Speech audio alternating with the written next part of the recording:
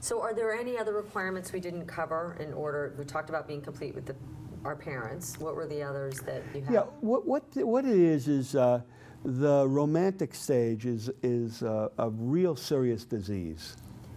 This long in the relationship. And I don't even want to call the romantic phase a relationship itself, because in that romantic phase, everything is taking you over.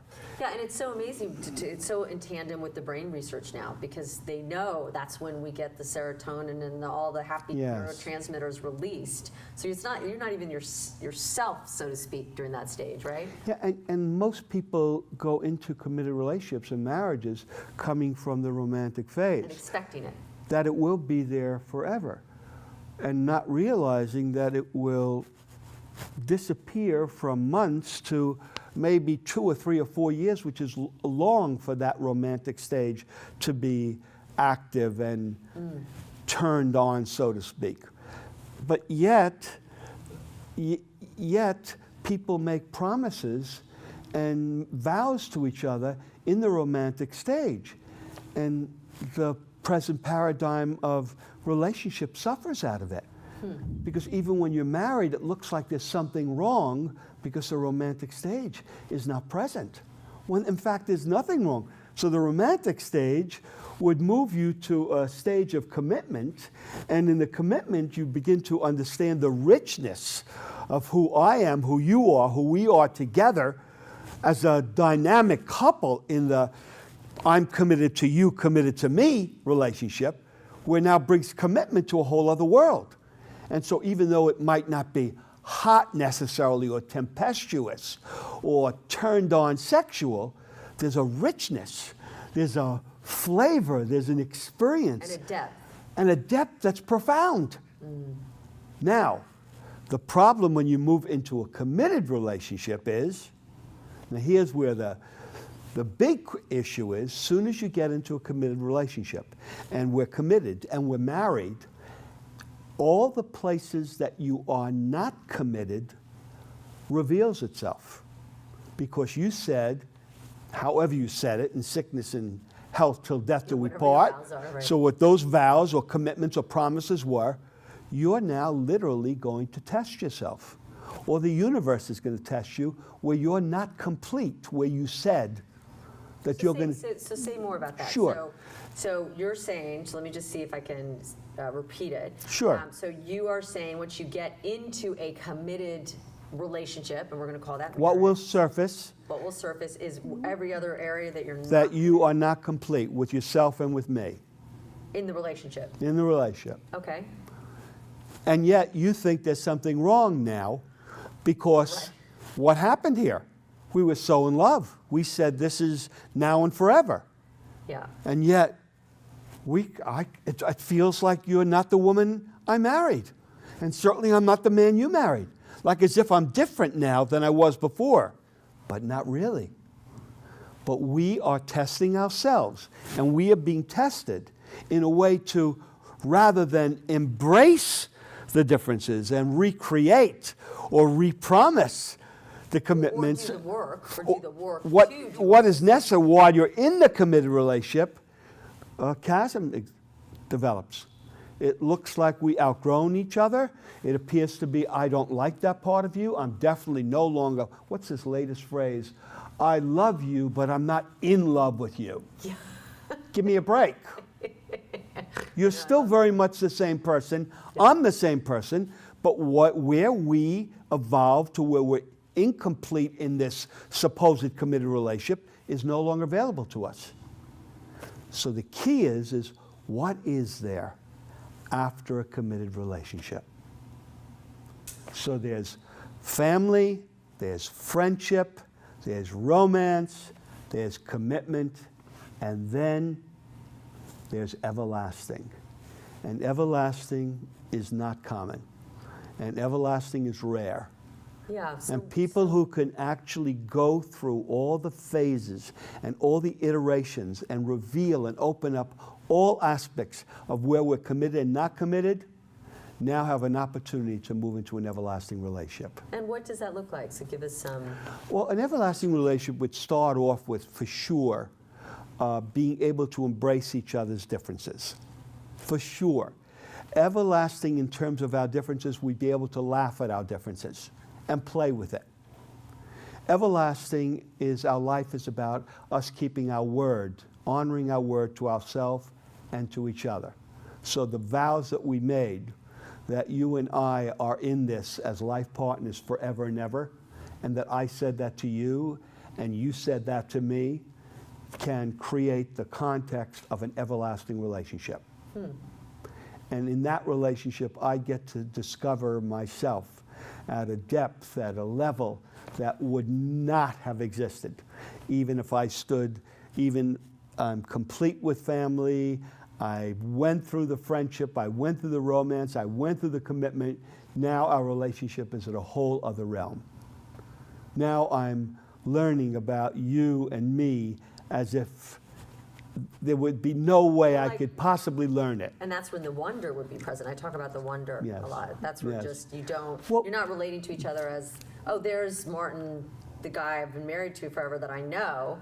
You're in an everlasting context, which would be, I don't know you at all. You're a discovery. Very good.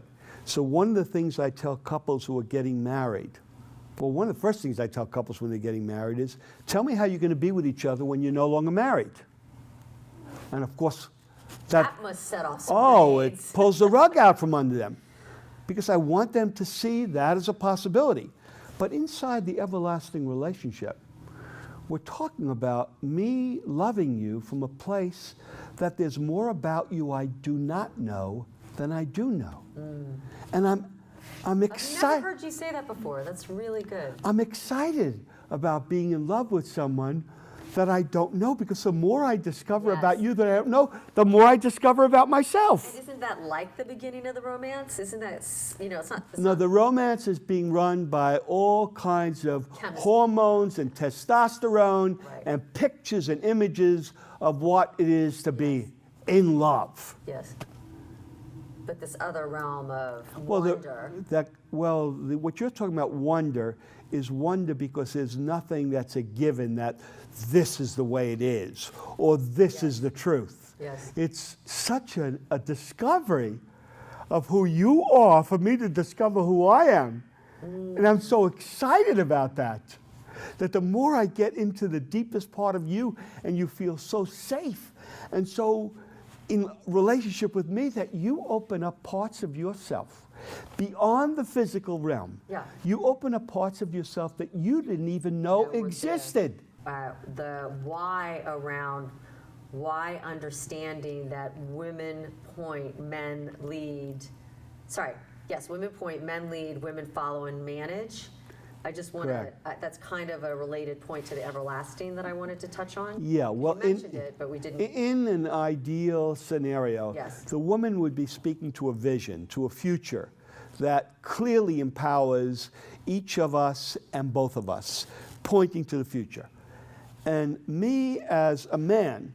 Is it the woman or is it the female quality? It is the female energy inside the body, the sex of the woman. Okay. But yet that female energy is something that's powerful within you. You're engaged in that energy, that you're inspired by your female energy. You're not frightened about your female energy. You love and embrace your female energy. But men can be referred to as great visionaries. Let's call them great visionaries who can build. Let's call the woman a great visionary who can actually see and paint the picture where the man said, I like that and I'm going to build that in action, in the physical realm, in an artistic way. I'm going to build what you just saw and pointed to. And then you, in turn, will empower me to take the lead and build, and simultaneously be supporting and empowering me in building it in increments, slowly and surely, encouraging and motivating me. So you're both managing me and you're empowering me to be the great leader I am, to create something from nothing in the universe to something extraordinary. So you really do believe behind every great man is a great woman?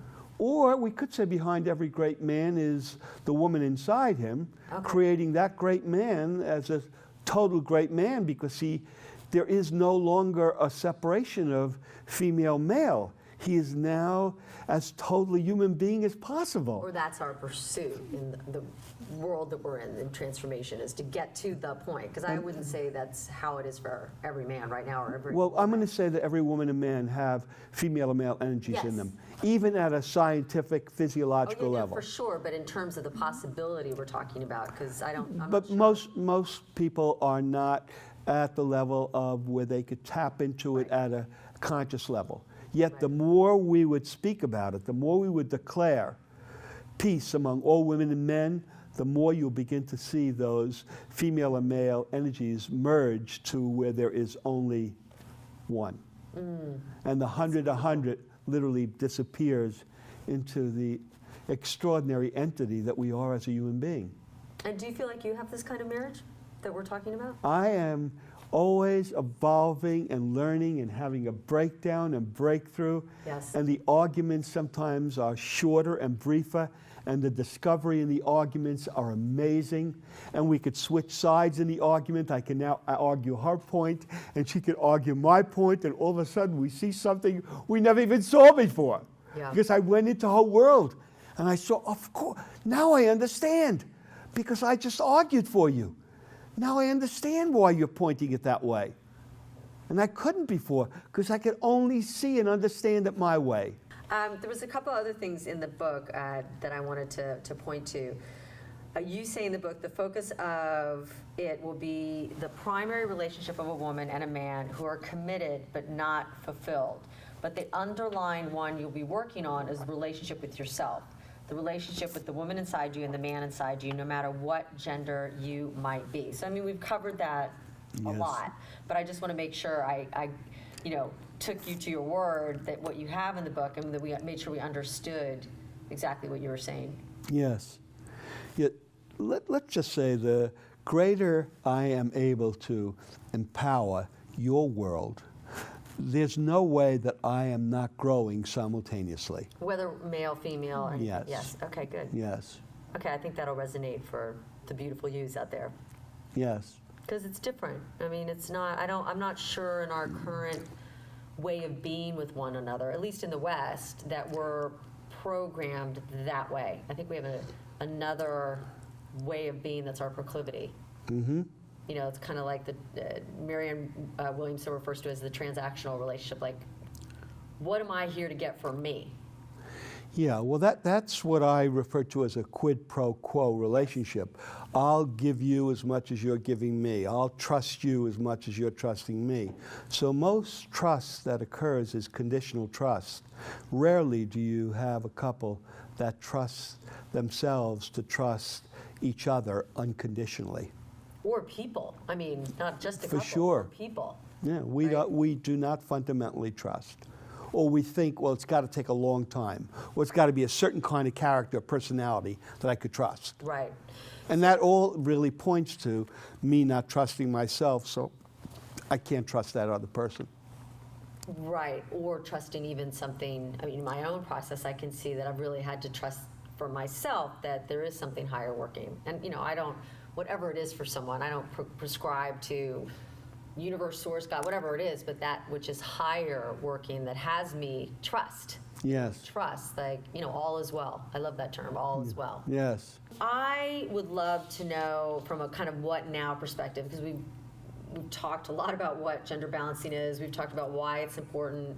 We've talked a little bit about how to get there. But, you know, if someone is listening to this and kind of just doesn't even know where to start, or, you know, when you get couples that come to you and it's a really dirty kitchen of morass of stuff going on, like, where do people start with this inquiry, with this endeavor? You know, kind of give me, you can give us the what now, you know, some steps.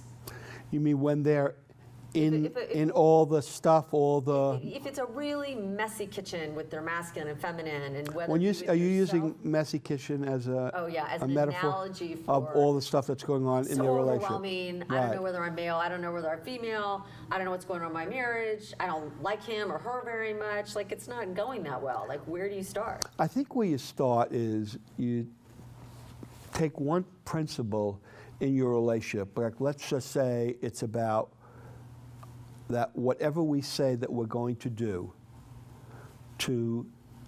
in our relationship, whatever I promise you I'm going to do, whatever you promise me that you're going to do, is we start off with that we're going to keep our word with each other. Oh, so like the integrity is the integrity and keeping your word is a baseline. Yeah, but I'm saying That's to great. start off with it with powerful baby steps. Yes. Like with time and fundamental agreements that we both make, that Like, we begin I'm to... going to be here. I'm going to meet you at 4, show up at 4. Absolutely. Yeah. Yeah. Yeah, it's amazing that that's where you're saying to start, because we try to go so conceptual, and couples get into therapy, and there's a huge rate that I've just heard recently of couple therapy not working. Like very high percentage of couples that get into therapy actually end up breaking up. Yeah. And because I've never heard what you just said, that like start with the basics, like the integrity conversation. Well, because in our relationship, being in a committed relationship or being married, there's nothing more that you want from me is for you to trust me. See, if you trust me unconditionally, and I trust you unconditionally, wow, what an opening for us to create an amazing relationship in life, because we trust each other. And they create certainty. We like, the trust the trust in itself is a love story. You can even see with kids when they trust each other. Yeah. There's something that permeates of love. Yeah, absolutely. That trust. It's amazing. And in relationships as they exist today, that trust is not common. It's uncommon. Yeah. So once you start focusing on integrity as your baby step. Well, you're saying integrity, and it is integrity, but I'm saying that we could trust each other in keeping our word. Yes, okay, right. And then what would you say is the next step? After that, to begin to step out and begin to risk yourself where you ordinarily would not have risked yourself because you didn't trust yourself to trust another. So I would risk myself in my speaking, in my questions, in my requests, in my actions. And you'd actually see other parts of me come out because I so trust you. The trust and trust building is critical and vital. And yes, that's all inside integrity, because as soon as I stop keeping my word with you and you stop trusting me, it will devolve. It's so good. I just had such a breakthrough. Thank you. It's Yeah. really, really just awesome. Not that I've not had that conversation before, but I realize in my own marriage and relationship where I just forget, you get sloppy. Well, as soon as you start building up a residual of not keeping your Yes. word, It starts that breaking becomes, down the trust. well, more than that, becomes a way of being. Yes. It looks like that this is the way it is with everyone. Well, I can't always keep my word. Who said so? Okay, so once we're at that place of building trust, integrity's back in. I know integrity's a mountain with no top, so I know that that's an ongoing process. What would you say is after that? After the integrity is in? Well, I mean, in our relationship, we want to be philosophically aligned. So we'd have to really look So at we our look life. your values? Yeah, but even deeper. Where are we at in regard to our relationship to family, to children? Where are we at in our relationship to monogamy or not? Where are we at in our relationship to building our future? Where are we? It could even be where we are in our respective relationship with God. Yeah. Because if I believed in God and you didn't believe in God, it could cause there's a good chance it's going to cause a breakdown or difficulties. So we'd have to look and see It doesn't mean that it doesn't mean that we're the same. It doesn't even mean that there's a lot of things that we're not very different about. but that philosophically we're aligned. And would you look then at your vision and your, you know, your values, your purposes? Definitely, And see if there's a definitely. line? I would say couples who are now creating everlasting relationships, they're putting it all out on the table, including what an idealistic future would look like for them. Okay, and is there anything else that you would? Yeah, well, the communication is the pathway to everything, certainly to love. So the communication would have to be that you are so conscious of being willing to share yourself without any compartmentalization, without any secrets, that you would be able. Full communication. It is full communication, especially something that's important to you.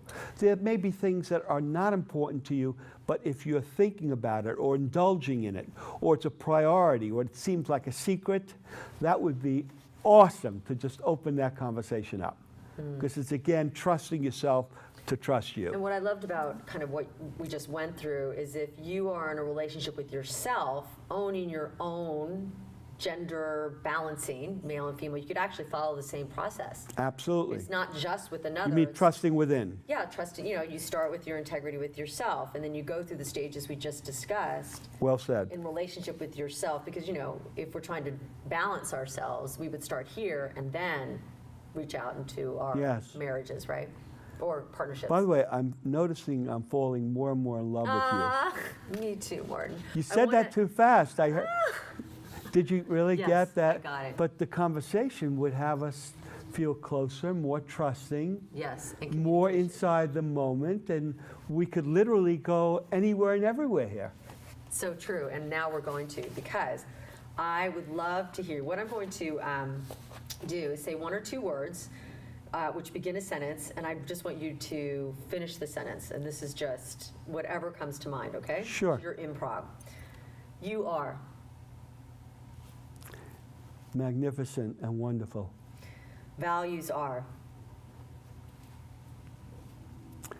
God, family, and making a difference in people's lives. Truth is.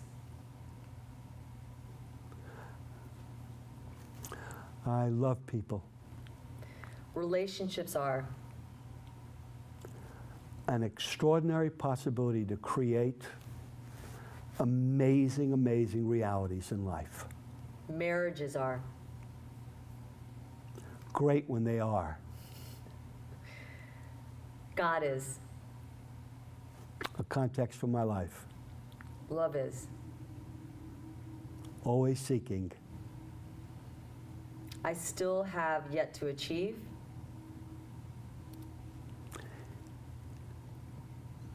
Having world peace among all women and men, that I actually impacted it where that is on the world agenda for everyone. And my life is about. Living my life fully, leaving my imprint, however unique it is, in this lifetime, and cherishing the gift that is to be alive.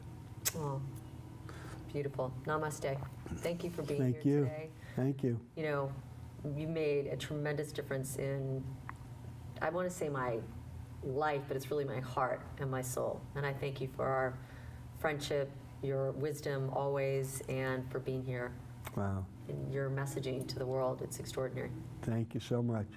Thank you for being the great woman that you are. Yeah. Thank you. Thank you. Thank you, everybody.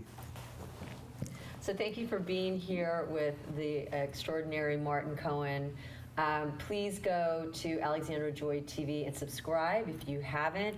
Go ahead and make sure you get your copy of Gender Balancing. You can find it on Amazon now, you right? Yes. And you will see Martin's website at the bottom of the screen to get more of his wisdom in your life. Thank you. Remember, as I always say, be present to the wonder. The wonder is everywhere.